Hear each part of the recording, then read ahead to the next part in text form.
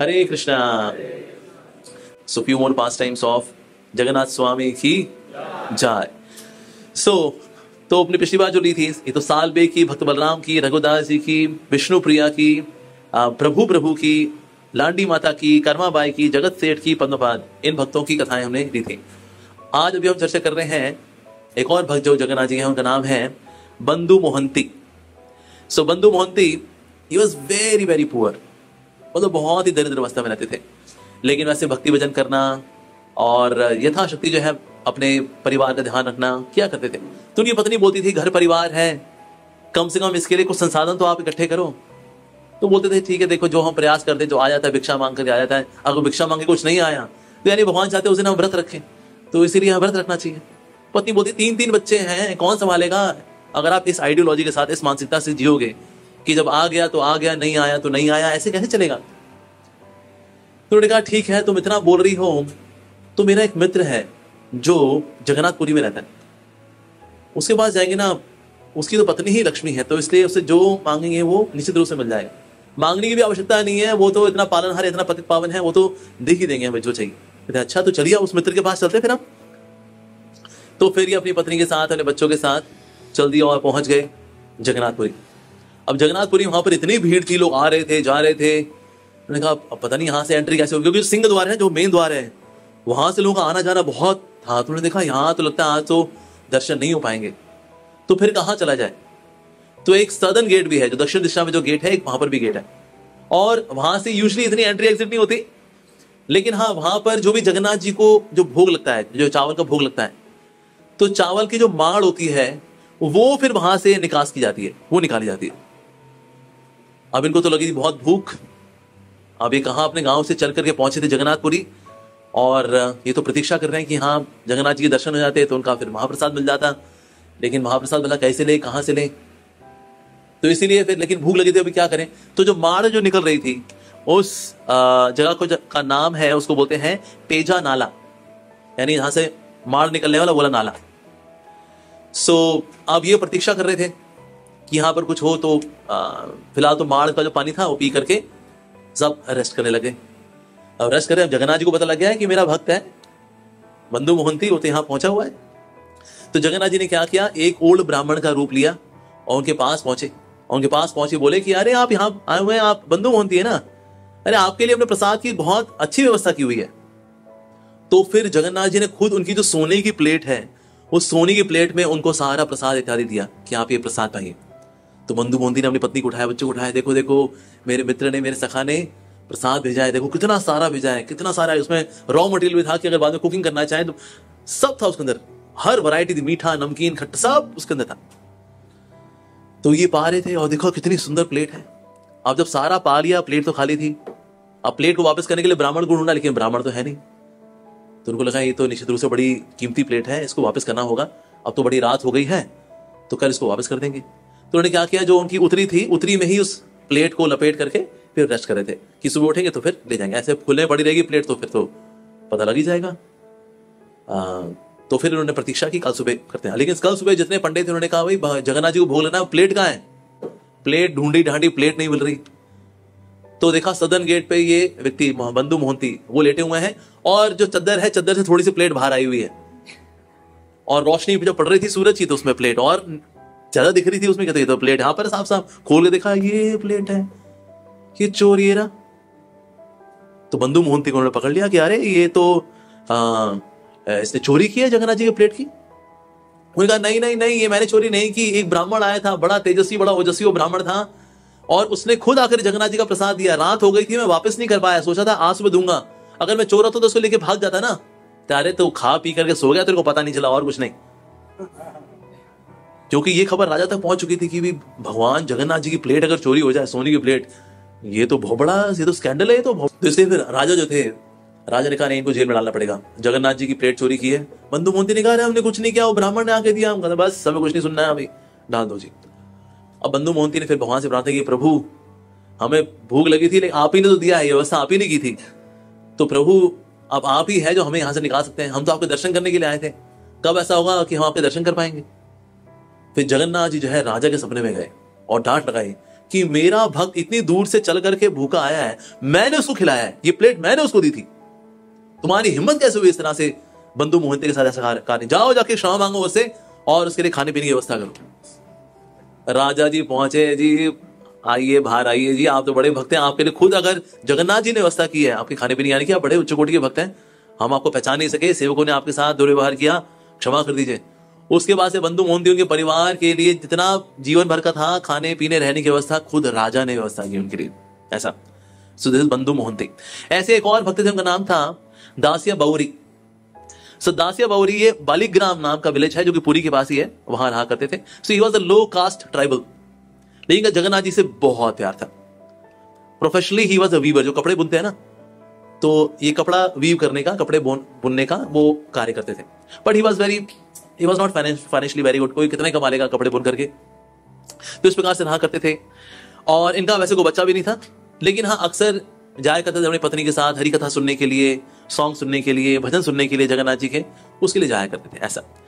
लेकिन उनके हृदय में ना अच्छी इच्छा रहती थी कि ना क्योंकि मैं लो कास्ट का हूं तो इसलिए फिर मेरी जगन्नाथ जी के मंदिर में अंदर एंट्री नहीं है, मैं भी अंदर, मेरा भी अगर उच्च कुल में जन्म हुआ होता तो मेरी भी एंट्री हो पाती। तो उन दिनों में ये जात पात का काफी ज्यादा था। आजकल तो यह है कि non Hindu can not enter, उन दिनों में था कि अगर वो लो कास्ट का व्यक्ति भी है तो एंटर नहीं कर सकता। हालांकि इस तरह के रूल रेगुलेशन की वजह से खूब कन्वर्जन भी खूब हुए। तो अब जो दासिया बाउरी है, because he is from low caste, तो इसीलिए वो भगवान के मंदिर नहीं जा पाते, अंदर नहीं जा पाते। तो इसलिए उनको लगता है काश ऐसा होता कि मेरा भी उच्च कुल में जन्म हुआ होता। तो उनके मन में इस तरह से यही भाव रहा करता था। तो हरि कथा सुनते हुए, साधु संतों का संग करते करते एक दिन उनकी दीक्षा भी हुई और नाम भजन भी किया करते थे। तो उनको पता लगा कि जगन्नाथ जी है, उनकी रथ यात्रा है, तो जगन्नाथ जी बाहर आएंगे, तो अंदर जाके दर्शन कर नहीं सकते, इस ऐसे दर्शन करना तो बनता है। तो जैसे उन्होंने जगन्नाथ जी के जब दर्शन किए तो इतना नाचे कि जगन्नाथ जी कितने सुंदर हैं, कितना अद्भुत रूप है उनका, मतलब इनकी जैसा रूप तो किसी का हो नहीं सकता, ऐसी आंखें किसी की हो नहीं सकती, ऐसी मुस्कान किसी की हो नहीं सकती, ऐसा आलिंगन करने का भाव किसी का नहीं हो सकता। कितने अद्भुत है जगन्नाथ। उन्होंने जगन्नाथ जी का बहुत गुणगान किया, वास्तव में जगत के नाथ हैं आप, जगत के पालन करता है आप ही हैं जो पापों को नष्ट करने वाले हैं। कितना ही सौभाग्य होता है ऐसे व्यक्ति का जिसको आपके दर्शन होते हैं, आप कृपा करते हैं तो बाहर आते हैं और हम सब आपके दर्शन करवाते हैं, हमें कोई योग्यता नहीं है, हे जगन्नाथ हम आपके हैं। और इस प्रकार से जगन्नाथ जी के सामने उनका गुणगान कर करके नाच रहे थे। तो फिर इस प्रकार से उन्होंने दर्शन किया तो जगन्नाथ जी का जो सुंदर रूप है उनके हृदय में इतना बस गया था कि उनकी पत्नी ने जब उनको प्रसाद दिया, तो प्रसाद कैसे दिया, ये जो मिट्टी का कसौला होता है ना, उसकी प्लेट होती है, मिट्टी के कसौला, लाल रंग का होता है बेसिकली, उसमें था चावल और चावल के ऊपर काले रंग का साग। अब this looked exactly like eye of Jagannath, लाल सफेद काला। तो वो देख करके, प्रसाद की प्लेट देख करके जय जगन्नाथ करके नृत्य करना शुरू कर दिया उन्होंने। अब पत्नी बोले क्या हो गया, कहते हैं ये तो जगन्नाथ जी की आंख है, मैं इसको कैसे खा सकता हूं। जगन्नाथ जी की आंख कैसे, कहते ये देखो लाल रंग की प्लेट है, सफेद रंग के चावल है, उसमें काले रंग का भात साग, तो इसीलिए ये तो जगन्नाथ जी की आंख है। और ये देख करके उन्होंने फिर नाचना शुरू कर दिया, ओ जगन्नाथ आप कितने दयालु हैं कि आपने उस रथ यात्रा में इतना सुंदर दर्शन दिया कि मेरी फिर से इच्छा थी आपका दर्शन करने की, आपने फिर से मुझे दर्शन दे दिए, ओ जगन्नाथ। सबने कहा भाई ये तो दासिया बाउरी का क्या भाव है, कहने को तो ये निम्न कुल का है, लेकिन कितना ऊंचा भाव है कि प्रसाद में भी अगर उनके हल्की झलक मिल जाए तो नाचना शुरू कर देते हैं। हमको तो फुल फ्लेजेड दर्शन होते तो भी हम डांस नहीं करते, और यहाँ तो सिर्फ आंख देखी। तुमने कहा ऐसा कैसे आपका भाव है, बड़ा अद्भुत भाव है आपका।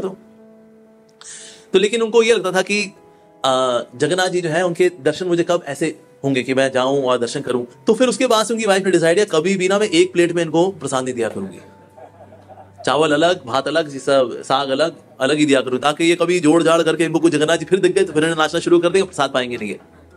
बट ये तो इस प्रकार का उनका दिव्य भाव था।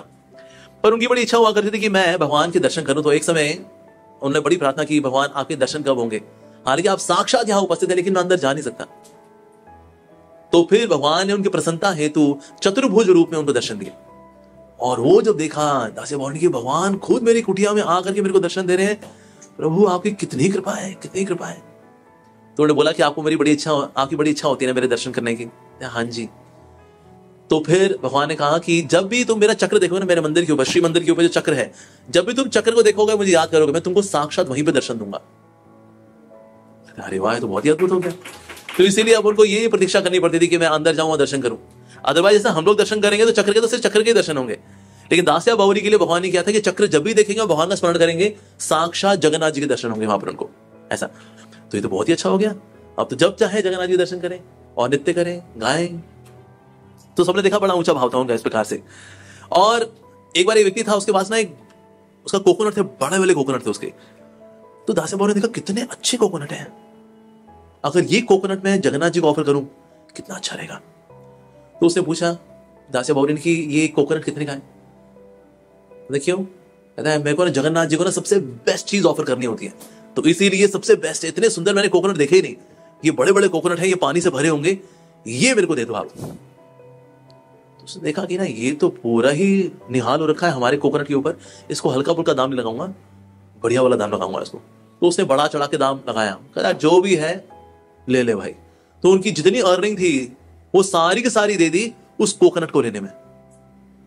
और फिर उस कोकोनट को लिया तो एक ब्राह्मण था, पंडा था जगन्नाथ जी का, उसको बोला कि ना इसको जगन्नाथ जी को ऑफर करना, और जो गरुड़ स्तंभ है ना वहां खड़े होकर ऑफर करना, और बोलना ये दासिया बावरी ने भेजा आपके लिए कोकोनट, ये पूरे पूरी के अंदर सबसे सुंदर कोकोनट है, जिसके पास कोकोनट थे उनमें से सबसे बेहतर चुना, बेस्ट ऑफ द बेस्ट, और फिर वो आपके लिए भेजा है। और देखना जगन्नाथ जी अपने दाएं हाथ से इसको ले लेंगे, इसका मतलब उन्होंने जगन्नाथ जी ने इसको स्वीकार कर लिया। उन्होंने कहा अच्छा इतना विश्वास, ठीक है जी। तो गया वो कोकोनट लेकर गया, जगन्नाथ जी ये दासिया बावरी ने आपके लिए भेजा है। अब उसने इतने विश्वास के साथ तो नहीं बोला था, लेकिन देखा जगन्नाथ जी की बाहें जो थी वो एक्सटेंड की ऑल्टर से, राइट हैंड ने पकड़ा कोकोनट और ले लिया अपने पास। अरे भाई साहब, और जितने पंडित थे ब्राह्मण थे सबने देखा अरे ये लंबी सी भुजा गई, कोकोनट उठाया और ले लिया। तो उससे पूछा भाई ये कहां से ऑफरिंग, कौन सी ऑफरिंग है? जगन्नाथ जी ऐसे प्रत्यक्ष रूप से कोकोनट स्वीकार कर रहे हैं। तो बोले दासिया बावरी नाम का भक्त है, उसने बोला था कि पूरे पूरी का बेस्ट कोकोनट है ये, और ये मैंने जगन्नाथ जी को ऑफर करना है, जगन्नाथ जी को बोलना मेरी तरफ से। अरे भाई कौन है ये भक्त? जाके देखा, हालांकि वो तो लो कास्ट का व्यक्ति है, जो भी है, लेकिन इतना स्पेशल है कि उसकी ऑफरिंग भगवान ऐसे स्वीकार करते हैं इतने उत्साह के साथ, अद्भुत। तो उसके बाद ऐसा हुआ कि एक समय बहुत ही पके हुए मीठे मैंगोज थे, वो लेकर जा रहे थे दासिया बावरी। तो ब्राह्मण ने कहा हम कर दें ऑफर, हम कर दें ऑफर, हम ले जाते हैं इसको, ताकि हमारे साथ भी हो कि हम ऐसे हैं, जगन्नाथ जी की ऐसी भुजा लंबी सी निकलेगी और फिर वो आम को ले लेगी। हम लगा दें, हम भूख लगा दें इसको, हम ले जाते हैं ना अंदर जगन्नाथ जी के मंदिर, हम ले चलते हैं इसको। मैंने कहा नहीं, मैं ही लगा दूंगा। उसका दासिया बावरी ने चक्र देखा, चक्र में साक्षात भगवान जगन्नाथ जी प्रकट हुए, और जगन्नाथ जी ने फिर अपनी बाजू वहां से एक्सटेंड की और दासिया बावरी से खुद उन आमों को स्वीकार किया। तो सारे दंग रह गए कि हम भले ब्राह्मण हैं, हम टेंपल के अंदर हैं, हम अंदर होकर के जगन्नाथ जी ने हमसे ऐसी इंटरेक्शन नहीं की जैसे दासिया बावरी के साथ भगवान बाहर से चक्रा में भगवान ने दर्शन दे करके फिर वहां से इनकी भूख को स्वीकार किया। अद्भुत। यही नहीं बल्कि गोइंग फॉरवर्ड अगर कभी भी दासिया बावरी को भगवान के दर्शन करने होते थे या भगवान के अवतारों के दर्शन करने होते थे, सारे दशावतार चक्र में जगन्नाथ जी दिखा दिया करते कि मैं अवतारी हूं, ये सारे अवतार, मीन अवतार, कच्चा अवतार, कूर्म अवतार, सारे अवतारों के दर्शन करा देंगे। And then he would have all the, सब जितने के दर्शन करेंगे उनको प्रणाम करेंगे, मीन अवतार प्रणाम करेंगे, कच्चा अवतार प्रणाम करेंगे। तो इसीलिए भगवान ने ऐसी व्यवस्था कर दी थी उनके लिए कि उनका जात, उनका कुल अब ये मैटर ही नहीं करता था दासिया बावरी का। So he was so dear to the lord. ऐसे एक और बड़े अच्छे भक्त, बड़े सुंदर भक्त हुए, शुद्ध भक्त जगन्नाथ जी के, उनका नाम था राजा पुरुषोत्तम देव। ये गंगा डायनेस्टी के थे, और एक समय ये मिले कांची के राजा से, उनकी पत्नी से मिले और उनकी बिटिया से मिले, जिसका नाम था पद्मावती। बड़ी सुंदर थी, गुणवान थी, उससे मिलना जुलना हुआ, देखा इतनी संस्कारी है, हमारे पूरी में मेरे को चाहिए एक ऐसा लाइफ पार्टनर हो मेरे साथ जो कि धार्मिक हो, सुंदर हो, गुणवान हो, और ये तो वाकई बहुत अच्छी है। तो उनका हृदय जो है पद्मावती पे आ गया। तो बड़ा अच्छी बात है जी। तो उन्हें आमंत्रित किया, ठीक है आप भी कभी हमारे यहाँ पे पूरी में आइए। उन्होंने कहा हाँ जी बिल्कुल आएंगे। तो उन्होंने साथ ही प्रपोजल भी दिया। उन्होंने कहा निश्चित रूप से पुरुषोत्तम देव जी आप बहुत ही उच्च कोटि के भक्त हैं, और आपसे अगर हमारी बिटिया ब्याहे ये तो हमारा सौभाग्य है। तो इस प्रकार से रोका भी हो गया मोटा मोटा कि भाई अब हमारी बिटिया की शादी तो होनी है तो पुरुषोत्तम देव जी के साथ होनी है, तो भेंट एक्सचेंज होनी चाहिए, क्योंकि अब तो रिश्ता पक्का हो चुका है, तो फिर थोड़ी भेंट एक्सचेंज होनी चाहिए। तो फिर जो वहां के राजा थे, कांची के राजा थे, उन्होंने क्या किया, गिफ्ट के तौर पे, गिफ्ट देने के लिए और देख करके आने के लिए, कैसा राजपाट बघा कैसा है उनका, अपने एक मिनिस्टर को भेजा कि चाहो देख करके आओ। अब ये जो मिनिस्टर जब वहां पहुंचा, बड़े अच्छे से उनकी आओ भगत हुई। लेकिन फिर दिन आया रथ यात्रा का, और रथ यात्रा के दिन जो राजा होता है वो सोने का झाड़ू लेकर के सारा रास्ता साफ करता है जगन्नाथ जी का। अब ये रूप राजा का कभी किसी ने देखा था कि राजा इस प्रकार से झाड़ू मारेगा, रास्ता साफ करेगा। ये तो स्वीपर है, ये तो सड़क साफ करता है। तो अगर राजा की ये इज्जत है कि वो सड़क साफ कर रहा है, झाड़ू मार रहा है वो, तो हमारी कांची की जो राजकुमारी है पद्मावती, वो भी इसके साथ आगे जाके झाड़ू मारेगी फिर? तो कहते ये तो बहुत गलत है, तो जाके बताना चाहिए राजा को। राजा को बताया, जी देखिए मैं देख करके तो आया, गिफ्ट तो दे दी मैंने, पर पोल खुल गई है उनकी। वो आदमी राजा कम स्वीपर ज्यादा है, मैंने खुद देखा उसको झाड़ू मार रहा था वो। क्या ऐसे व्यक्ति से हम अपनी बेटी को बिहाएंगे? बिल्कुल नहीं। तो हाँ बिल्कुल सही बात है। उसके बाद उन्होंने कहा भाई हम ये रिश्ता तोड़ते हैं। स्वयंवर अरेंज किया गया और आसपास से जितने राजा थे उनको बुलाया गया कि हमारी बेटी चुनेगी किससे विवाह करना है। लेकिन पुरुषोत्तम देव जी को इन्विटेशन नहीं आया। ये देख करके तो ये सुनकर बड़ा गुस्सा आया। वो कहता अच्छा, रोका होने के बाद ये कर रहे हैं। तो उन्होंने बोल दिया ये, तो पुरुषोत्तम देव ने बोला कांची के राजा को, मैं आक्रमण कर रहा हूं आपके राज्य के ऊपर, क्योंकि आपने जो वचन दिया था वचन तोड़ रहे हैं कि आपकी बेटी से मेरा विवाह होगा। सो आई अटैक यू, आक्रमण होगा, युद्ध होगा। ठीक है युद्ध होगा। उन्होंने कहा ठीक है युद्ध, हम तैयार हैं युद्ध के लिए, हमको भी डरते नहीं युद्ध से, और युद्ध की कंडीशन भी है। देखो हम गणेश जी के भक्त हैं, अगर हम जीते तो तुम्हारे जगन्नाथ बलदेव सुभद्रा को हम अपने राज्य में लेकर के आएंगे, गणेश जी के पीछे रखेंगे और गणेश जी की पूजा होगी उनके आगे। और कंडीशन सेम हमारे लिए भी, अगर हम हारे और तुम जीते तो तुम्हारे गणेश जी को हम तुम्हारे जगन्नाथ जी के पीछे रख के पूजा अर्चना करेंगे।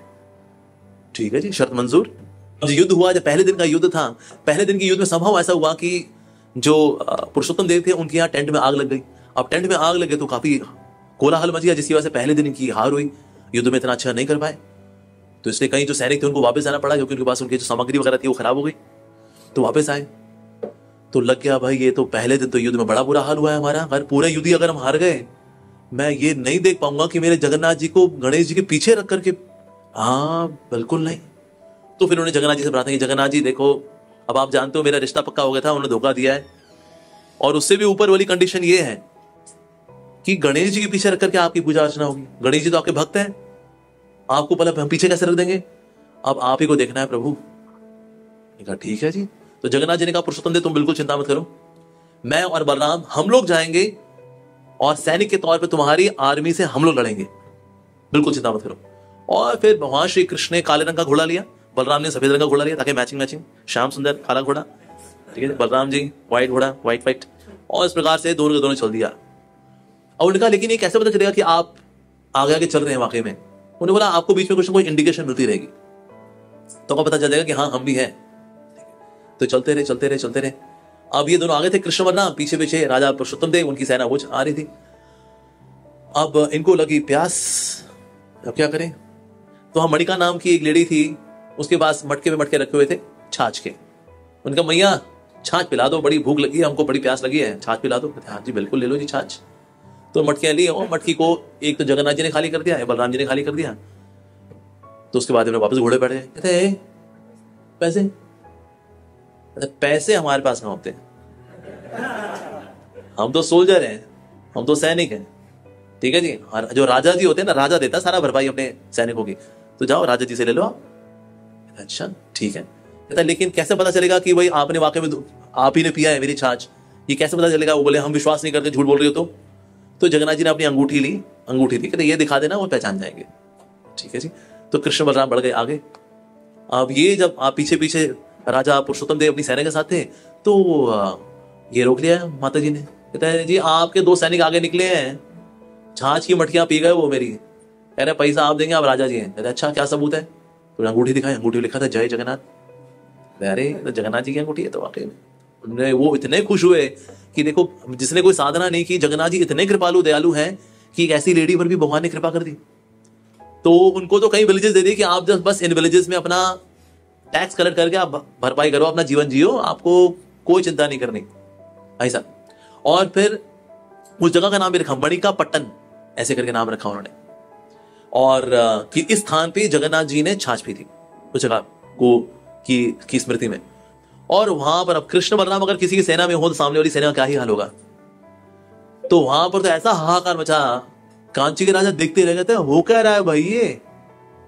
ये 2 सैनिक हैं जिन्होंने हाहाकार मचा के रखा हुआ है, और बहुत बड़ी शीघ्र उनको हरा दिया। अब तो गए, हार गए। अब हार गए। पद्मावती थी, उनको ले लिया अपने पास। क्या ठीक है जी। और साथ ही अब गणेश जी हैं, गणेश जी को हम रखेंगे, जगन्नाथ जी के पीछे वहां की पूजा अर्चना होगी, और बेटी को ले आओ, बेटी से विवाह नहीं करूंगा, इसका विवाह कराऊंगा किसी स्वीपर से। बस तो ले आए, और मतलब गुस्से में थे, मैं नहीं विवाह करूंगा, स्वीपर से विवाह कराऊंगा। कहते ले, तेरे को यही था ना स्वीपर से विवाह नहीं हो, मैं स्वीपर ना। अब देख अब पद्मावती थी, उनका हृदय तो पुरुषोत्तम देव के पास था। कहते हैं पता नहीं हो इतने गुस्से में है, गुस्से मतलब इतना ही गुस्सा भी क्या गुस्सा, लेकिन वो तो गुस्से में, हम क्या करें। तो मिनिस्टर थे एक, वो थोड़े बुजुर्ग थे और बड़े हितैषी थे राजा पुरुषोत्तम देव के। तो अपना हृदय का उद्गार उन्होंने बोला कि ना ये अब देखिए पुरुषोत्तम देव इतने क्रोध में है कि अब जब सब हो तो गया, अब जीत गए तो कर ले विवाह। वो कह रहे नहीं, मेरे तो किसी स्वीपर से मेरे को विवाह कराएंगे। मैंने कहा अरे बेटी तुम चिंता मत। तो अगला साल आया और रथ यात्रा का समय था। रथ यात्रा का समय था तो फिर से जो है राजा साहब झाड़ू लेके हैं साफ सफाई करने के लिए। तो मंत्री आया उनके पास, कहता है राजा जी आप बोल रहे थे ना पद्मावती का विवाह किसी स्वीपर से कराना है, और आप कहते कोई अच्छा स्वीपर देख लो। अभी इस समय ना मुझे आपसे बढ़िया स्वीपर कोई दिख नहीं रहा है, तो आप ही से विवाह करा दे, उनका तो बढ़िया रहेगा वैसे। तो तब तक राजा जी का गुस्सा भी शांत हो चुका था। कहते हैं हाँ जी चलो ठीक। उसके बाद फिर बड़े भव्य तरीके से उनका विवाह कराया गया पुरुषोत्तम देव जी के साथ पद्मावती का, लाइक दैट। ऐसे ही रामानुजाचार्य जब आए थे जगन्नाथपुरी में जब उन्होंने यहाँ पर वर्शिप करते दिखा, जिस प्रकार से भगवान की वर्शिप होती है, पूजा अर्चना होती है। अब साउथ इंडिया के जितने जो पूजा अर्चना है ना, बड़ी आर्टिकुलेट है, ये चीज ऐसे होनी चाहिए, ऐसे होनी चाहिए, ये मंत्र बोलना चाहिए, ये करना चाहिए, वैसे करना चाहिए, ऐसा। तो उन्होंने देखा यहाँ तो ना ये ठीक से वर्शिप नहीं हो रही। अब रामानुजाचार्य जी का बहुत अच्छा स्थान, मतलब बहुत सम्मानीय सम्मान था पूरे जगत के अंदर, पूरे भारतवर्ष के अंदर। तो इसलिए वो जब राजा के पास गए, राजा ने बड़े अच्छे से उनकी आवभगत की और उन्होंने डिटेल बताया कि देखिए आप ये लोग मिस्टेक्स कर रहे हैं, ऐसे मिस्टेक कर रहे हैं, ये मिस्टेक कर रहे हैं। यहाँ पर दैतापतिस भी है, वो भी सेवा कर लेते हैं। यहाँ पर तो शबर जाति के लोग हैं, वो लोग भी सेवा कर लेते हैं। और जो ब्राह्मण भी, उनको ट्रेनिंग नहीं है, वो मंत्र उच्चारण करते नहीं, ऐसे चले जाते हैं, ऐसा वैसा। उन्होंने कई सारी मिस्टेक्स वगैरह बताई, इसको ऐसे से करना चाहिए, ऐसे से करना चाहिए। वो पूरा डीटी वर्शिप मैनुअल जो है उनको ट्रांसफर कर दिया।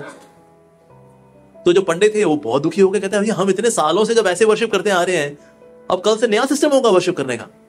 राजा ने बोला देखो श्रीपाद रामानुजाचार्य आए हैं खुद, और अगर वो बता रहे हैं ऐसा करने के लिए तो हमें ऐसा ही करना चाहिए। तो पंडित बड़े दुखी हुए, कहते हैं अब क्या, अब नया सिस्टम? कहते हैं हाँ, उन्होंने बोला नया सिस्टम है, नए सिस्टम में सबको ट्रेनिंग भी देंगे वो, और इस प्रकार से सबकी जगन्नाथ बलदेव सुभद्रा मैया की पूजा अर्चना होगी। अब ये तो बड़े दुखी हो गए पंडित लोग, प्रार्थना करें जगन्नाथ जी हम क्या होगा, प्रार्थना कर रहे हो। तो राजा ने बोला था कल सबके सब सुबह आ जाना, सुबह से लेकर रात तक की जो प्रोसीजर है श्रीपाद रामानुजाचार्य खुद सबको सिखाएंगे।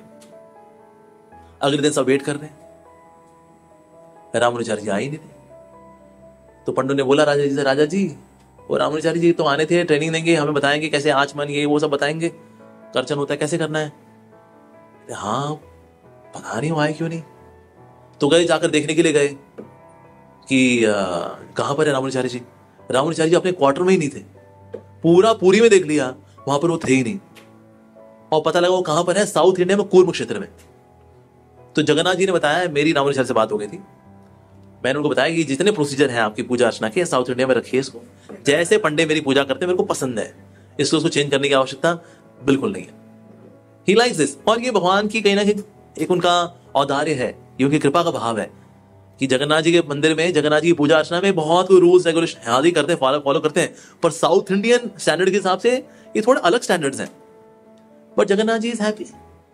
अगर जगन्नाथ जी को रथ पे लेके जाते हैं ना तो रस्सी से बांध करके, रेशम की रस्सी होती है हालांकि, और ऐसे नहीं को मंत्र उच्चारण करके लेके जाए ना, अरे चल ना कालिया, अरे ओ कालिया, अरे काला ठाकुर चल। ये क्या तरीका है। और जगन्नाथ जी को पसंद है, जैसे जगन्नाथ जी के पंडित उनकी सेवा करते हैं, जगन्नाथ जी लाइक्स इट। रामाचार्य वहीं पर हो, साउथ इंडिया बताओ, डीटी वर्शिप मैनुअल वहां दिखाओ, यहाँ जो चल रहा है उसको एज चलने दो। ओके, एक और साथ ही एक और भक्त थे, उनका नाम था अर्जुन मिश्र। और अर्जुन मिश्र नाम के जो भक्त थे, क्योंकि ये भगवद गीता पढ़ने में ही दिन बिताते थे, मतलब भिक्षा के लिए भी नहीं जाते थे कि जो आ गया भिक्षाटन नहीं करेंगे, तो आ गया ऐसे। और पत्नी बोलती थी घर बार कौन चलाएगा जी, आपकी भगवद गीता पढ़ने से क्या घर चलेगा। तो फिर उनको अक्सर श्लोक सुना दिखा देते थे। 9.22 कौन सा है जी, अनन्याश्चिन्तयन्तो माम ये जना पर्युपासते। ठीक है जी। तो जो अनन्य रूप से भगवान का चिंतन करता है, तो जो भी उसके पास कमी होती है पूरी करता हूं, जो उसका जो होता है उसके पास, मैं उसका रक्षण करता हूं। अनन्याश्चिन्तयन्तो माम ये जना पर्युपासते तेषां नित्योपयुक्तानां योगक्षेममहम्। LIC। तो पत्नी बोलती थी जब भी इनको बोलो घर कैसे चलेगा, कहते हैं अरे जगन्नाथ है ना, सब हो जाएगा। ये जगन्नाथ है लेकिन नहीं हो रहा ना, कैसे होगा? तो एक समय वाइफ थोड़ा गुस्से में आकर के उसने आके जो श्लोक था ना, इस पे 3 स्ट्राइक आउट मार दिया उसने, चेक चक चक चक। अरे ये श्लोक किसी ने बाद में ऐड कर दिया है, बाकी श्लोक ठीक है होंगे, मुझे पता नहीं क्या है, लेकिन कम से कम ये श्लोक का तो कोई सरपाव नहीं है। अनन्य रूप से चिंतन, अनन्य रूप से चिंतन नहीं करता तो है मेरा पति, और कितना चिंतन करेगा वो? घर चल नहीं रहा है। अब इस प्रकार से दुखी होकर बैठ गई। तभी जो दरवाजे में नॉक नॉक हुआ, नॉक नॉक नॉक, दरवाजा खोला, वहां पर 2 बच्चे, एक श्याम वर्ण का, एक श्वेत वर्ण का। बेसिकली है कौन? कृष्ण बलराम। तो वो उन्होंने जो है यहां पर ऐसे टांग के रखा हुआ, यहां पर भी टोकरी है, यहां पर भी टोकरी है, और इस प्रकार से टोकरी को लेकर के आया। कहते हैं मैया वो तुम्हारे पति है ना अर्जुन मिश्रा, जो कि गीता पंडा के नाम से विख्यात है, उन्होंने सब कुछ भेजा है। अच्छा ये उन्होंने भेजा है? उन्होंने कुछ काम धंधा शुरू कर दिया क्या? कहते हैं नहीं नहीं नहीं नहीं, वो तो हमारे टीचर हैं, हम तो उनके स्टूडेंट्स हैं, तो इसलिए हमने कहा कि गुरु की सेवा में कुछ तो करें, तो इसलिए फिर यहाँ हम आपके लिए लेकर के आए थे। और देखा ये दोनों तरफ टोकरी पे टोकरी पे टोकरी पे इतना सारी वैरायटी प्रसाद की, वहां पर कहाँ रख दिया? अंदर रख दिया। अरे वाह, बहुत बढ़िया जी। अब रखा तो उन्होंने बोला देख बेटा तुम इतना उठा करके आए हो, थोड़ा कुछ खा भी लो, इतना प्रसाद होगा, हम तो इतना कैसे पाएंगे, थोड़ा तुम भी पालो। और कहा नहीं भैया हमारी जीभ पे घाव है ना, इसीलिए। जीभ पे घाव दिखाओ, तो जीभ दिखाई, उस पर 3 लाइनें पड़ी हुई। कहते हो कहते इसलिए भैया अभी हम कुछ खा नहीं पाएंगे, घाव हो गए ना 3। अच्छा ओहो ठीक है ठीक है ठीक है। अब ये चले गए कृष्ण बलराम। अब आए अर्जुन मिश्र, गीता पांडा। उन तो पत्नी ने बोला क्या बात है, आपकी तो बड़ी पहुंच है जी, हमें पता नहीं था, पढ़ाना लिखाना शुरू कर दिया, और आपके शिष्य बिना पूछे आपसे गुरुदक्षिणा दे जाते हैं यहाँ पर। गुरुदक्षिणा? मेरा कोई स्टूडेंट नहीं है। अरे नहीं नहीं नहीं, आए थे, इतने सुंदर थे, उनको देख करके मेरा मन शांत हो गया था, मानो कि जीवन भर की क्या जन्मों जन्मों की तृष्णाएं शांत हो गई हूं। इतने सुंदर थे दोनों, और दोनों अपने कंधे पे लोड करके इतना भारी भरकम प्रसादम का ये ढेर लेकर के आए हैं। मैं सोच रही थी इतना तो हम पा भी नहीं सकते जितना ये दे गए। कौन दे गए भाई? कहते अरे बड़े प्यारे बच्चे थे। मैं उनको बोला भी खा लो, ये थोड़ा तुम भी प्रसाद पा लो। कहते हैं तो अपनी जीभ दिखाई, कहते देखो इसमें निशान बना हुआ है। कहते क्या निशान, क्या निशान क्या? कहते 3 निशान बने हुए थे। अच्छा 3 निशान। वो जाके उन्होंने जब भगवत गीता देखी, वो जो 3 निशान थे बेसिकली उनकी पत्नी के थे, जो पत्नी ने जो मार्क किए हुए थे, दे डिसअपीयर्ड, वहां से हट गए। तो उन्होंने बोला तुम इतनी सौभाग्यशाली हो कि हालांकि तुमको भगवान पे विश्वास नहीं है, लेकिन वही जगन्नाथ बलभद्र यहाँ पर आए और ये सारा प्रसाद खुद देखने गए। तो पत्नी को बहुत ही शर्म आई, बहुत ही लज्जा आई कि ये मैंने क्या किया, मैंने कितना अपराध किया। तो तुरंत पति पत्नी अपने बच्चों के साथ पहुंचे जगन्नाथ जी के पास, जगन्नाथ जी के दर्शन किए। जगन्नाथ जी क्षमा कर दिए मेरी पत्नी को, उसको श्रद्धा नहीं थी इस श्लोक में कि अगर कोई अनन्य रूप से आपको चिंतन करता है तो आप उसका भरण पोषण करते हैं, क्षमा कर दीजिए। और दोनों पति पत्नी दोनों के आंखों में अश्रु थे कि जगन्नाथ जी अपने भक्तों का कितना ध्यान रखते हैं। ऐसे ही देयर वाज वन कैप्टन, उनका नाम था कैप्टन बीटल, और captain Beetle he was from France, और ये बे ऑफ बंगाल जो है ना, ये वहां पर अपने शिप को लेकर गए। अब शिप को लेकर जा रहे थे ना, तो सामने देखा एक बहुत बड़ी वेल थी, इतनी बड़ी वेल थी कि बस वो आ करके कर जाए तो शिप गया, मतलब शिप पूरा अंदर ही जाएगा मुंह के अंदर। इतनी बड़ी वेल देख के दंग रहे, कौन सा सी क्रीचर, इतना मॉन्स्टरस क्रीचर, और उसमें भी तूफान। और अगर तूफान ना हो तो फिर क्या, आप अपनी नाव को दूसरी ओर ले जाओगे कि बहन हम चले इस तरफ, तू यहाँ निकल जाए इस तरफ।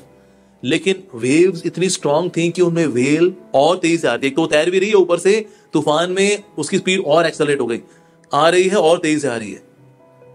और देखा यहां तो गए, कहां ही मोड़ेंगे, जब तक मोड़ेंगे तब तक तो कुछ और ही हो जाएगा, एक ये खुद मुड़ जाए।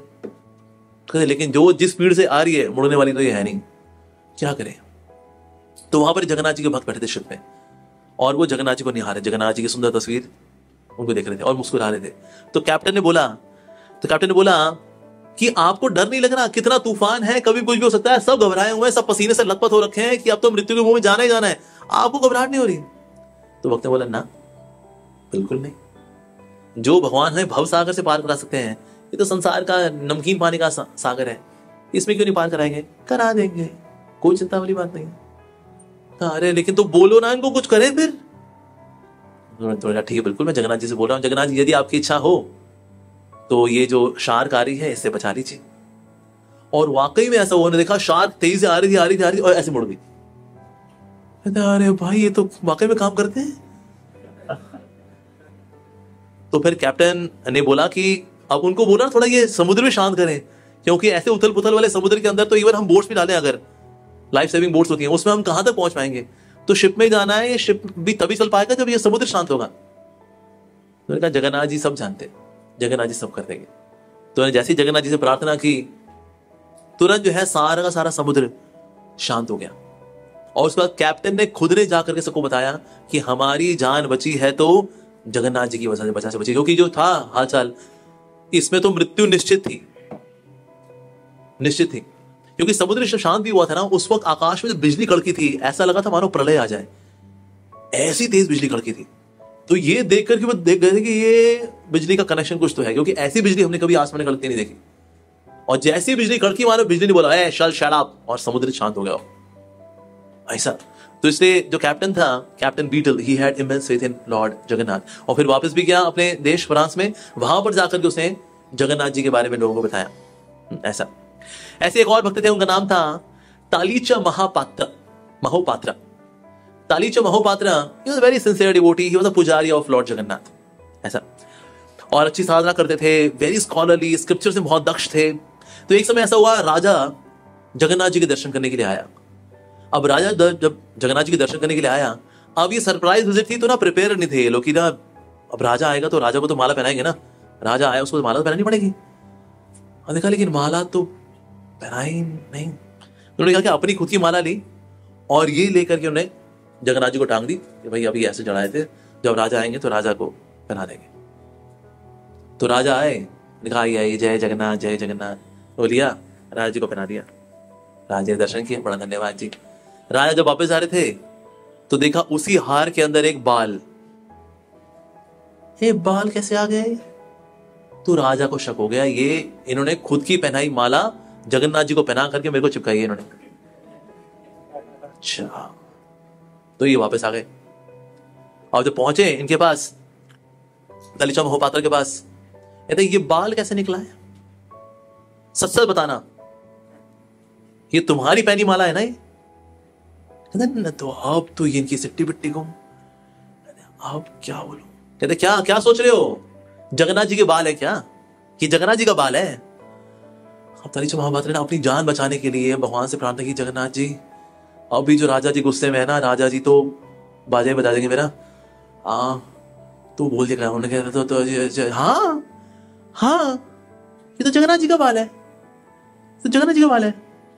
राजा ने बोला अच्छा ये जगन्नाथ जी का बाल है, जगन्नाथ जी के बाल उगाए है? हाँ हाँ बाकी देखिए ना, जगन्नाथ जी के बाल है, ये जगन्नाथ जी का बाल ही तो है ये। अब उनको लगा था सुन लेंगे मान लेंगे, चेक तो नहीं करेंगे। राजा ने कहा कल मैं आऊंगा, देखता हूं कौन से बाल उगाए हैं जगन्नाथ जी ने। अब ये जब वापस पहुंचे, तालीचा महोपात्रा ने प्रार्थना की, प्रभु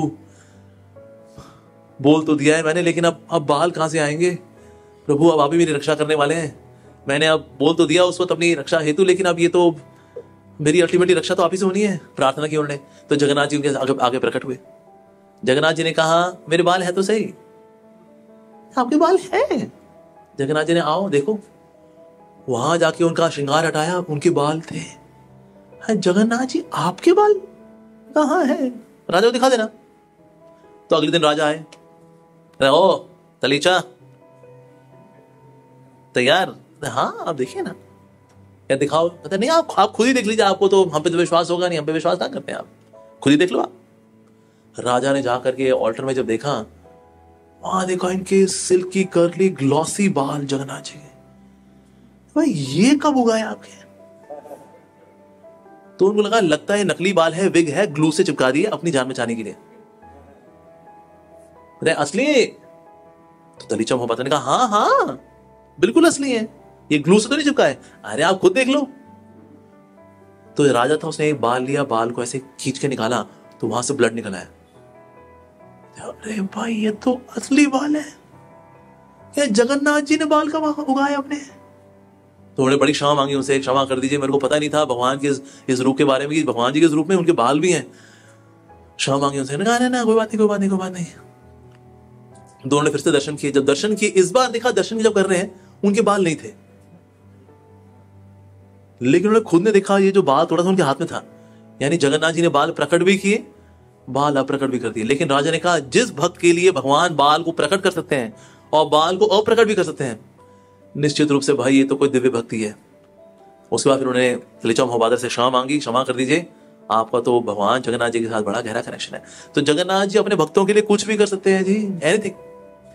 ऐसे ही जगन्नाथ जी के एक और भक्त थे, उनका नाम था राजा कुलशेखर। एक तो राजा वो कुलशेखर हुए, एक और राजा हुए राजा Kulashekhar. And he was very pious king. किस प्रकार से अपने साम्राज्य का अच्छे से देखभाल करनी है, सब प्रकार के संसाधन समृद्धि सब था उनके राजपाट में। And he himself was very पायस, बहुत ही पुण्यात्मा साधु पुरुष भक्त भगवान के। और हर समय वैसे वो हरि कथा ही सुना करते थे। अगर कोई मैनेजमेंट वाली चीज आएगी तो वो उसको संभाल लेंगे, फिर वो जब मैनेजमेंट वाली चीज ओवर हो जाएगी फिर हरि कथा चालू हो जाएगी। In this way he would live his life, राजा कुलशेखर। तो ऐसा हुआ, एक समय उनके गुरु आए सभा के अंदर।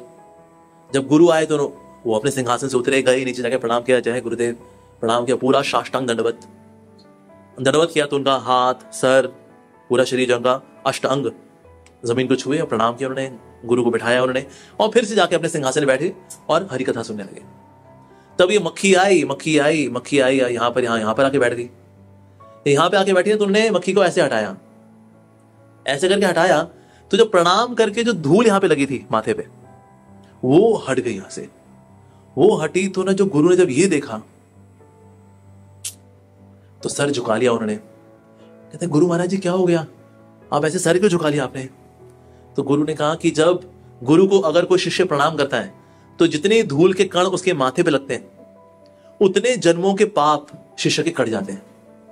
लेकिन तुमने अभी कर दिया उल्टा, जो तुमने प्रणाम करके जो धूल तुम्हारे यहां लगी थी वो तुमने साफ कर दिया। अब ये साफ करने की मंशा थोड़ी हुआ था, ये तो मक्खी हटाती हुआ था। लेकिन ये तो बोला ये तो बहुत बड़ा पाप हो गया, इसलिए जितने जन्मों के पाप है तुम्हारे वो तुमको और लगेंगे क्योंकि तुमने गुरु की अवहेलना कर दी है। अब ये जब तक सोचते ही हुआ क्या, गुरु जी चले गए। अब गुरु वापस आ नहीं रहे, अब क्या करें, ये तो बड़ा अपराध हो गया, गुरु हमसे रुष्ट हो गए।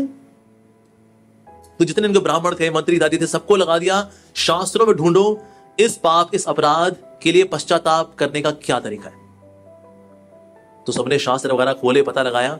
तो शास्त्र में दिया गया था कि हाँ जी इसका तरीका है एक बचने का, और बचने का तरीका यह है कि अगर आप अपने गुरु को 108 दंडवत कर दें तो फिर आपका पाप ये जो अपराध है आप इससे मुक्त हो जाएंगे। कहना अरे ये तो मैं अभी कर दूंगा। उन्होंने कहा महाराज जी लेकिन इसमें कंडीशन है, आपको प्रणाम करना है लेकिन एक कॉपर प्लेट के ऊपर करना है।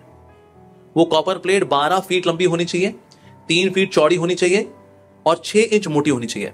उसको 4 पिलर पे खड़ा किया जाएगा और नीचे 4 को लगाया जाएगा गरम और फिर वो जो प्लेट है उसको गर्म करना है, जो कॉपर की प्लेट है, और उतना गर्म करना है जब तक वो रेड हॉट ना हो जाए, एकदम लाल सुर्ख ना हो जाए। उसके ऊपर खड़े होकर के आपको 108 बार दंडवत करना है। ये है पश्चाताप इसका। लेकिन राजा हम होते हैं तो घबराए थे, कहते ले भाई 108 क्या, एक ही बार है उसके बाद उठना ही नहीं है भाई। लेकिन राजा बड़े उत्साहित थे कि कम से कम मैं इस अपराध से मुक्त हो जाऊंगा कि मैंने अपने गुरुदेव के चरणों अपराध किया, उनको बुरा लगा और मैंने उनके चरणों की जो धूल थी मैंने गलती से हटा दी। एक बार डिवोटीज ऐसा कर देते हैं गलती से ना, प्रणाम करें धूल हो गई, वृंदावन जाएंगे ना, हे साफ हो गया, धाम की रज भी हटा देते हैं जो नौसखी भक्त होते हैं। पर इनको बड़ा आत्मग्लानि थी इस बात की। उन्होंने कहा मैं अपने गुरु को प्रणाम करने के लिए तैयार हूं। तो गुरु जो थे उनको बताया गया कि इस प्रकार से आपका शिष्य है कुलशेखर, राजा कुलशेखर, उन्होंने ऐसा सोचा हुआ है। तो गुरु बड़े दुखी हुए, ये किस प्रकार का पश्चाताप है। उन्होंने कहा नहीं गुरु महाराज जी, अब आपके चरणों में अगर अपराध हुआ है और शास्त्रों में अगर इसका निवारण इस प्रकार से लिखा है तो मैं ये करूंगा। तो सब के सब कह रहे अरे राजा जी रुक जाइए, मत करिए ऐसा, अगर आप ऐसा करेंगे राजपाट कौन संभालेगा, आज इतनी समृद्धि है, इतनी सफलता है, इतनी पायटी है, इतनी पुण्यता है, ये आपकी वजह से है, मत करिए मत करिए। लेकिन राजा किसी के नहीं सुन रहे थे अब, और उन्होंने क्या किया, दंडवत कर दिया एक बार। गरम वो इतनी गर्म थी उसके आसपास भी लोग खड़े नहीं हो पा रहे थे, इतना गर्म। और जब उन्होंने ऐसे गरम प्लेट, कॉपर प्लेट के ऊपर प्रणाम किया तो उनकी स्किन जली, हाथ जले, स्किन का कुछ हिस्सा था वो बल्कि उसके साथ ही चिपक गया। और फिर वो उठे और पूरे शरीर पे जलने के निशान थे। और सबने सोचा एक बार प्रणाम किया है, इतना जलना हो गया है, 108 बार करेंगे तो इनके प्राण निकल जाएंगे। तो सब उनको मना कर रहे थे और सब जगन्नाथ जी का नाम ले, जगन्नाथ जी आप कुछ करिए, ये आप ही के तो भक्त हैं, जगन्नाथ जी कुछ करिए।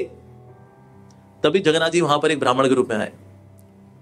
उन्होंने कहा राजा कुलशेखर वैसे आपको इतनी कठोर तपस्या करने की आवश्यकता है नहीं। क्या नहीं, हे ब्राह्मण आप जो कोई भी हैं मुझको पश्चाताप तो पूरा करना होगा। उन्होंने कहा ठीक है, अगर तो पश्चाताप करने की पूरी बड़ी इच्छा है तो कर लो।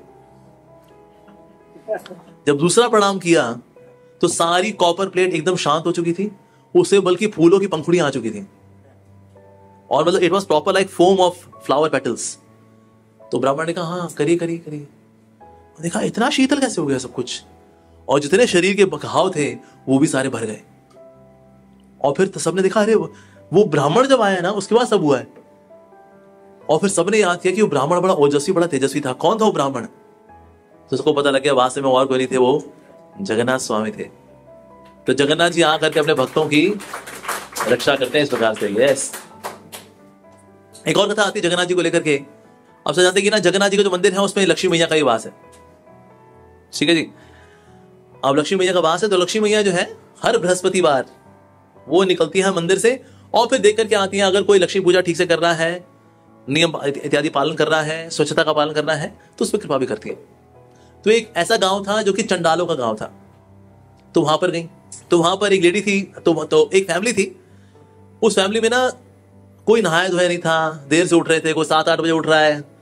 तो फिर एक बुजुर्ग महिला के रूप में गई लक्ष्मी मैया। उन्होंने कहा आप लोग थोड़ा जल्दी उठा करिए ना, इतना लेट क्यों उठते हैं? उन्होंने कहा अरे हम चंडाल लोग हैं, हम आराम से उठते हैं खा पी करके हम लोग। उन्होंने कहा ठीक है लेट उठे लेकिन कम से कम नहा तो लो। नहाना धोना क्या, हमारा होता है हर पूर्णमासी को एक बार नहा लेते हैं हम लोग। तो देखा ये तो बड़ा गंद मचा के रखा है इन लोगों ने। तो उनके घर का इतना ऐश्वर्य वैभव था, लक्ष्मी मैया ने ले लिया। फिर और आगे बढ़ी तो वहां पर एक और चंडाल का घर था। उसमें एक रहती थी माता जी का नाम था श्रिया चंडालुनी। अब श्रिया चंडालुनी लेकिन सारे नियम पालन बड़े अच्छे से करती थी, घर बड़ा अच्छे से संभाल के रखा था, साफ सुथरा घर एकदम। तो ये देख करके लक्ष्मी मैया बड़ी प्रसन्न हुई और उनको आशीर्वाद दिया। उन्होंने आशीर्वाद दिया, घर का वैभव और बढ़ गया, घर की पायटी और बढ़ गई, सबके सब में जो है भक्ति भावना और बढ़ गई। इस प्रकार सब पे आशीर्वाद देकर के फिर लक्ष्मी मैया बढ़ चली। अब इस प्रकार से श्रिया चंडालुनी के घर से जब लक्ष्मी मैया निकली तो कृष्ण बलराम भी साथ साथ थे। तो उन्होंने बलराम जी ने देख लिया, कहता ये लक्ष्मी आपकी पत्नी कहां से निकल रही है जगन्नाथ? चंडालों के घर में कुटिया में घुसी हुई है, अभी वापस मंदिर कैसे जाएंगी? एक बार वहां पर होके आ गई, आप इनका तो टेंपल में एंट्री होगी नहीं। भगवान ने बोला देखो लक्ष्मी है, वो तो सब पे कृपा कर सकती है, वो तो माँ है ना सबकी। तो ऊंच नीच उनकी आंखों में कोई ऊंच नीच नहीं है, वो तो सब पे कृपा करती है। बोले ने कहा देखो देखिए जगन्नाथ जो रूल है सो रूल है, इसलिए लक्ष्मी की एंट्री वापस तो श्री मंदिर में होनी नहीं चाहिए। अब ये मंदिर का नाम कुछ और करना पड़ेगा। वो तो देते हैं श्री मंदिर है, लेकिन अब ये श्री मंदिर के अलावा कुछ और करना पड़ेगा इसका। तो जगन्नाथ ने कहा अरे छोड़ो ना बलराम, हो गया कृपा देने के लिए तो कहीं भी जा सकती है ना, वो थोड़ी दूषित होंगी कहीं। देखिए जो रूल है, देखिए रूल फॉलो करना चाहिए। अब आप पत्नी को लेकर के भेदभाव कर रहे हैं आप। उन्होंने कहा ठीक है, जगन्नाथ जी ने कहा ठीक। तो बता दिया गया लक्ष्मी मैया को कि अब आपकी एंट्री मंदिर में नहीं है। लक्ष्मी मैया ने कहा मेरी एंट्री नहीं है, क्यों? कहते हाँ वो चंडालों के उसमें घुस गई थी ना गांव के अंदर और घर घर में जा रही थी, तो इसीलिए अब आप इस योग्य नहीं रही कि आप वापस मंदिर में आ सकें। लक्ष्मी मैया ने कहा मैं माँ हूं सबकी, मैं जिस पे कृपा करना चाहूं करूंगी। ये क्या तरीका है? किसने लिया डिसीजन? कृष्ण बलराम ने लिया। अच्छा कृष्ण बलराम ने डिसीजन लिया है, ठीक है, मैं भी देखती हूँ इनको भोग कैसे लगता है। आप ओ लो जी बलराम जी पहुंचे वापस मंदिर गाते हैं, भाई देख घूम फिर के तो आ गए, अब कुछ खाने को ही मिले। खाने को कुछ है ही नहीं, किवाड़ बंद। अच्छा जाके किचन में देखते, शायद किचन में कुछ बन रहा होगा, वहां से खा लेंगे। किचन में गए, किचन में लक्ष्मी मैया के जो सेवक थे सारे चूल्हे तोड़ दिए थे उन्होंने। चूल्हे तोड़ दिए? चलो ऐसा करते स्टोर में जाते, स्टोर में कुछ कच्चा पड़ा होगा ना, कुछ मूंगफलियां चने कुछ वो पड़ा होगा, तो वहीं पे लिफाफा फाड़ करके वहां पर खा लेंगे। वो जाके देखा पूरा स्टोर ध्वस्त हो रखा है, उसके अंदर कुछ भी नहीं है खाने को। स्टोर में ना कुछ खाने को है, ना किचन में कुछ कुकिंग करने को है। बलराम जी को लगी जोर से भूख। जगन्नाथ कृष्णा कुछ करो ना। कहते हाँ क्या कर, तुमने किया है, अब भूख तो फिर खाएं कैसे? कहते कुछ नहीं, भिक्षा मांगते हैं और क्या। नहीं तो कृष्ण बलराम पूरे जगत के पालन करता, यहां भिक्षा मांग रहे हैं हम, और भिक्षा मांग रहे हैं हम, दे दो कुछ दे दो जी। और जिसके घर में जाए कोई दरवाजा ना खोले, कोई खोले तो कुछ देना, कहते जाइए जाइए जी जाइए जाइए यहां से। खाने को ही नहीं है। क्या चलो सरोवर में जाते हैं, पानी पी लेते हैं, आधा सरोवर आप पी लेना, आधा सरोवर मैं पी लूंगा। सरोवर के पास पहुंचे, सरोवर सूख गया। लो सरोवर में पानी नहीं है, अब कैसे प्यास कैसे बुझाएं? तो गए पेड़ के पास, गए पेड़ में कुछ फल लगे हुए थे, कहा चलो ये फल लगे हुए हैं ना, ये ले लेते हैं। जैसे ही पेड़ को छुआ सारे फल सड़ गए। लोग फल भी सड़ गए, अब ये भी नहीं खा सकते। तभी जा रहे थे, एक व्यक्ति जो है मूढ़ी बना रहा था बाहर, कहा चलो इसी की एक फाकी मार लेंगे तो अपना काम चल जाएगा। तो गए, कहते वो थोड़ा सा ये मूढ़ी दे देंगे, कहते हाँ बिल्कुल बिल्कुल ले लीजिए। अब जैसे उसे मूढ़ी दी, हवा इतनी तेज चली, सारी मूढ़ी उड़ गई। मूढ़ी होती बल्कि सी है ना, पफ्ड राइस, उड़ गई सारी मूढ़ी। अब तो भाई क्या ही करें, कहते कहां जाए, पर जहां देखा एक गांव दूसरा गांव सब देख मारा, फाइनली चंडालों का गांव ही बचा था बस। बलराम जी ने कहा बड़े जोर की भूख लगी हुई है, अब क्या करना है? वही गांव बचा, वहां चलते। अब लक्ष्मी मैया ने इनको श्राप दिया था 12 साल तक आपको खाने को नहीं मिलेगा, अब सिर्फ आपको मिलेगा तो मेरे हाथों से मिलेगा बस, और कहीं से नहीं मिलेगा। ये श्राप दिया था लक्ष्मी मैया ने। फाइनली चंडालों के गांव में गए और तो एक नामंत्रित थे, आइए आइए पाइए। कहते नहीं हम यहाँ क्या ही खाएंगे, हम बना लेंगे, खुद बना लेंगे। बलराम जी ने कहा हम बना लेंगे। ठीक है जी, ओके। तो रॉ मटेरियल उन्होंने दिया कि ठीक है ये ले लीजिए रॉ मटेरियल, कुकिंग कर लीजिए आप। तो बलराम ने कहा कृष्णा तुम थोड़ी कुकिंग करो, मैं थोड़ा स्नान करके आता हूं। तो स्नान करने के लिए गए, लेकिन वहां सरोवर तो सूखा पड़ा है। तो वापस आए तो यहां बलराम लगे हुए लाइटर से टिक टिक टिक टिक, तो चूल्हा ही नहीं जल रहा भाई।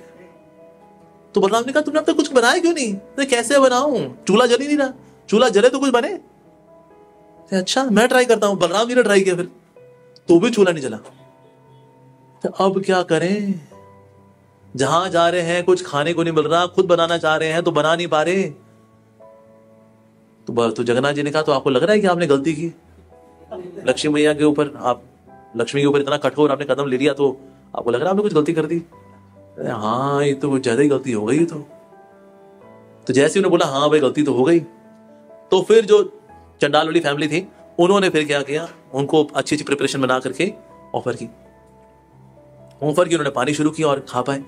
कहता तो ये तो हो गया, चलो आज का खाना तो अच्छे से हो ही गया। उन्होंने पूछा ये खाना बड़ा इतना टेस्टी बनाया, हमें लग रहा है मानो साक्षात ये जगन्नाथ जी के किचन से बन करके आ रहा है।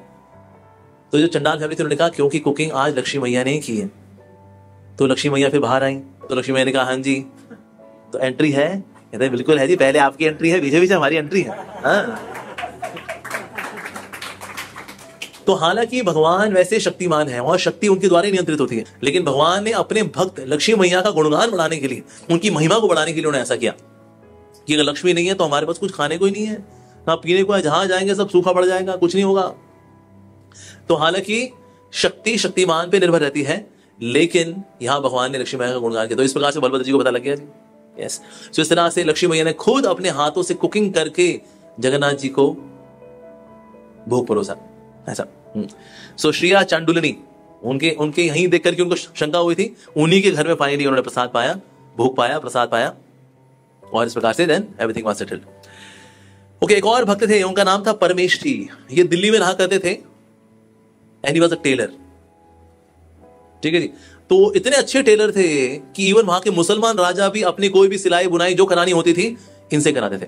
ये इतने अच्छे टेलर थे कि इवन मुसलमान जो राजा थे वो भी अपने यहाँ की सारी सिलाई बुनाई इन्हीं से कराते थे, परमेष्ठी से। ही सो एक्सपर्ट। एक समय जो मुसलमान राजा थे उन्होंने इतना सुंदर, इतना उत्कृष्ट क्वालिटी का सिल्कन कपड़ा भेजा। उन्होंने बोला ये कपड़ा है, इससे ना सिरहानों के कवर सिलने हैं आपको। तो जो परमेष्ठी थे उन्होंने कहा अरे वाह तो बहुत बढ़िया है, इतना सुंदर कपड़ा है। उसका टेक्सचर इतना फाइन था उस कपड़े का, जिससे कि पिलो के कवर सिले जाने थे। वो सोच रहे थे कि इतने सुंदर है, दुनिया की सबसे उत्कृष्ट चीज है तो वास्तव में जगन्नाथ जी के लिए। तो कितना अच्छा होता कि ना मैं ये जो पिलोज देखे गए हैं, साथ में पिलो के कवर का कपड़ा भी देखे गए हैं, अगर ये पिलोज जगन्नाथ जी की सेवा में रखते कितना अच्छा होता। और उस वक्त वो समय था जगन्नाथ जी की रथ यात्रा का। तो उनको ये पता लगा कि ना पहाड़ी विजय का मतलब होता है कि भगवान जगन्नाथ अपने कक्ष से निकलते हैं और बाहर आते हैं।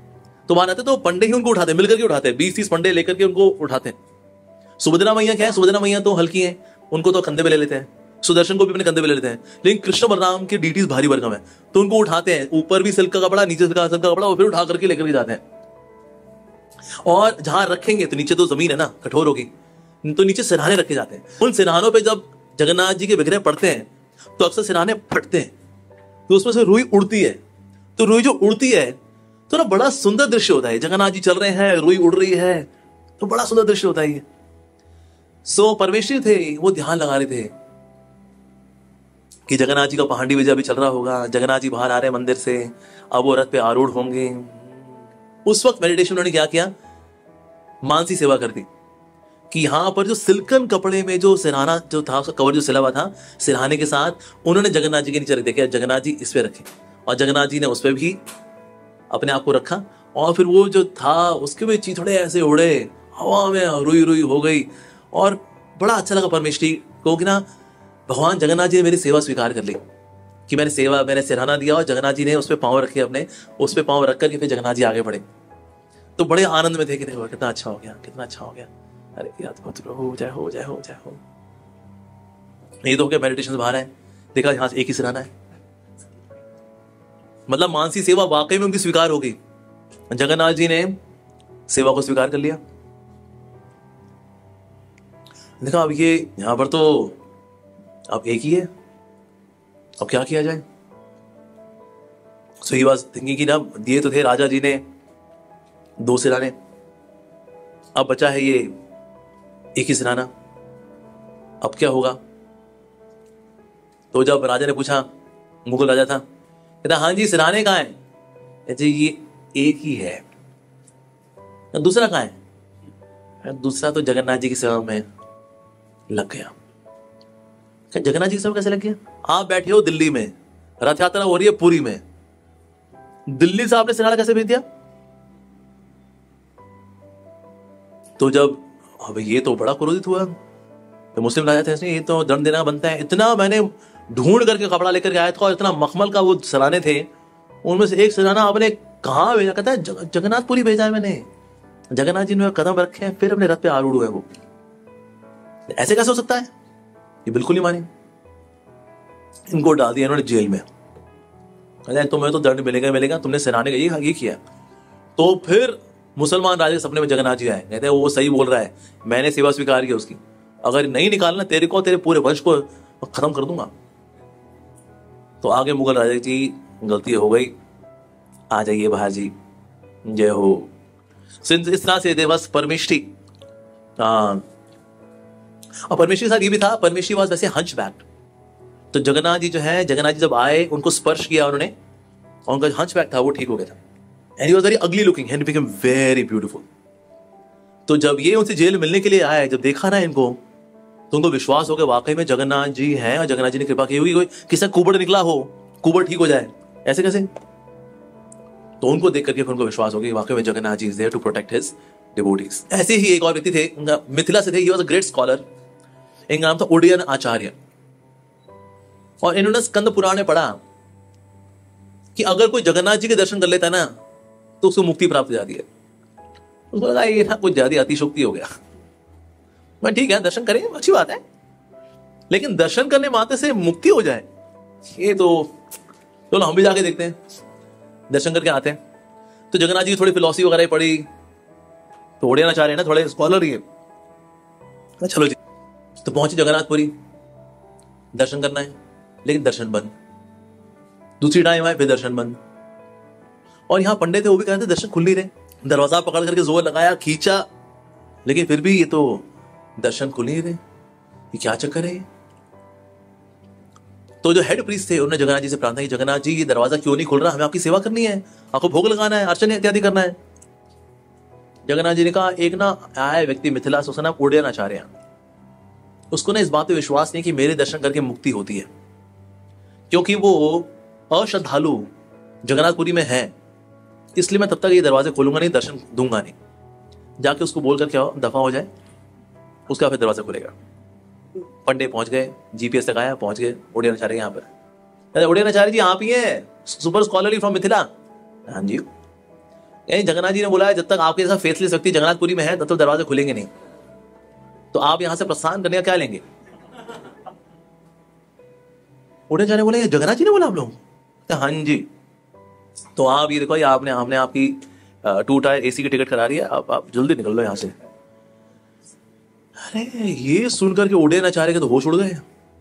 वो पहुंचे जगन्नाथ जी के पास दौड़ करके, और दरवाजे के बाहर जब दरवाजे बंद थे तो प्रार्थना की, प्रभु आपने मेरा घमंड चकना चूर कर दिया है। मेरे को बड़ा घमंड था अपनी विद्या के ऊपर, और साथ ही मुझ में अश्रद्धा थी आपको लेकर के कि जगन्नाथ सिर्फ दर्शन करके भला मुक्ति कैसे होती है। या प्रभु मेरी मुक्ति सिर्फ आपके दर्शन करके ही होगी। तो हे जगन्नाथ स्वामी, जगन्नाथ जगन्नाथ जय जगन्नाथ जय जगन्नाथ करके पुकारा उन्होंने।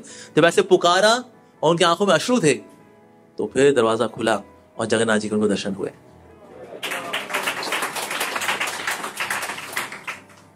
इसी प्रकार से अब जो last pass time is from Srila Prabhupada. ISKCON में भला जगन्नाथ जी कैसे आए? इस्कॉन में जगन्नाथ जी आए क्योंकि एक स्टोर था, वहां से मालती माता जी लेके आई थी जगन्नाथ जी को। उनको पता था जगन्नाथ है, दैट इज कृष्णा। अब जब प्रभुपाद जी ने जब देखा था अरे दैट इज कृष्णा, तो फिर उन्होंने कहा अरे तो दो और होंगे। हाँ, एक व्हाइट भी था, एक येलो भी थी, पर उनको ब्लैक बहुत अच्छा लगा तो मैं ले आई, 2 को और को लेकर के आओ। तो इस प्रकार से जगन्नाथ जी फिर वो 2 को भी लेकर के आए। उनके फिर हस्बैंड थे श्याम सुंदर प्रभु, उन्होंने सुंदर से डीटीज कार्व आउट किए एंड देयर वाज रथ यात्रा। और प्रभुपाद जी ने अपनी खुद की रथ यात्रा निकाली थी। कौन सी उम्र में? 5 साल की उम्र में, यस। और प्रभुपाद जी ने जब रथ यात्रा निकाली थी, जो 5 साल के हैं, छोटा सा उनका रथ है जो उनके पिताजी ने अरेंज किया था बड़ी मुश्किल से, उसको अच्छे से पेंट किया गया, उसमें जगन्नाथ जी को आसीन किया गया। और फिर प्रभुपाद जी क्या कर रहे हैं, रथ को लेके जा रहे हैं। तो वहां के जो आसपास के लोग थे उन्होंने बोला अरे अभय, तुम्हें रथ को ये कहां लेके जा रहे हो, हमें बताते ना, हम भी चलते तुम्हारे साथ। और उस वक्त अभय यानी प्रभुपाद जी ने बोला मैं इस रथ को सैन फ्रांसिस्को लेके जाऊंगा, मैं इसको न्यूयॉर्क लेके जाऊंगा, मैं इसको बॉस्टन लेकर के जाऊंगा, मैं इसको लंदन लेके जाऊंगा। सिर्फ लंदन समझ में आए लोगों की, लंदन लोग बैरिस्ट्री करने जाते थे, पर सैन फ्रांसिस्को, न्यूयॉर्क, ये क्या बोल गया, बॉस्टन वगैरह कहता, तुतला के कुछ बोल गया, पता नहीं क्या बोल गया। लेकिन Prabhupad ji at the age of 5 he is clear in his mission कि आगे जाके वास्तव में जगन्नाथ जी को जगत का नाथ बनाना है, मेरे को ये सेवा करनी है। So at the age of 5 he is clear. So this way lord Jagannath is very very merciful. और देखते हैं जगन्नाथ जी सब और हैं, एवरीवेयर वी सी। इवन जो निराकारवादी वो भी जगन्नाथ जी की पूजा कर लेते हैं, कहते हैं इनका रूप रंग ये बता रहा है ये निराकार है, पर ब्रह्म। सो निराकारवादी पूजा कर लेते हैं। जो बुद्धिस्ट है उनको वो लाफिंग बुद्धा मानते हैं, वो भी पूजा कर लेते हैं उनकी। जो कबीले के लोग हैं कहते हैं ये तो सरदार है हमारा, तो वो भी पूजा करते हैं उनकी। So that way Jagannath ji is worshipped by everyone. So पूरे जगत के नाथ जगन्नाथ। इनफैक्ट असम के जो चीफ मिनिस्टर थे उन्होंने जब दर्शन किए जगन्नाथ जी के, उन्होंने कहा वास्तव में he is actually the lord of the universe. इनमें ब्लैक है, व्हाइट भी है, येलो भी है और रेड भी है। Black colour signifies Africans, Jagannath ji का black colour Africans. White colour Europeans and Americans. Yellow colour of Asians, Chinese, Mongolian, ये सब येलो। और इंडियंस रेड। तो पूरे जगत के जितने कलर हैं वो जगन्नाथ, बलदेव, सुभद्रा और प्रभु सुदर्शन के अंदर हैं। तो वास्तव में they are the lord of the universe. Jagannath, Baldev, Subhadra मैया की जय, जगन्नाथ स्वामी की जय, श्रील प्रभुपाद की जय।